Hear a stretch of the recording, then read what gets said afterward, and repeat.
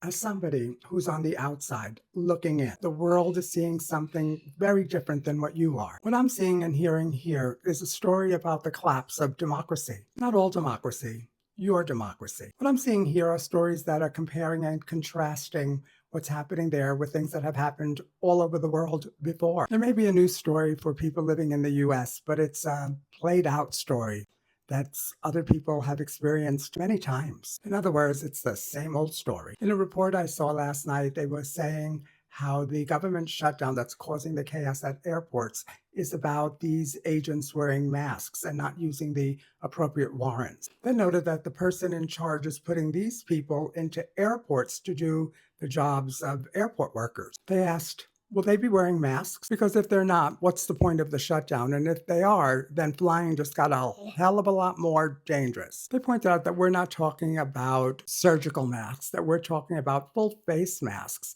And if they continue to wear those full face masks, then how can anyone be identified? How easy would it be for a masked person to repeat the acts that happened in that September? It was noted that this is a common tactic. What they do is they have everybody focus on individual things instead of focusing on the big picture, what's really happening. They used an example of what's happening to my community. They noted that statistically my community is meaningless, but attacking the rights of this statistically meaningless community is just a way to weaken the rights of the general public. If you keep people focused on the trees, then they miss the forest. They're missing the forest for the trees.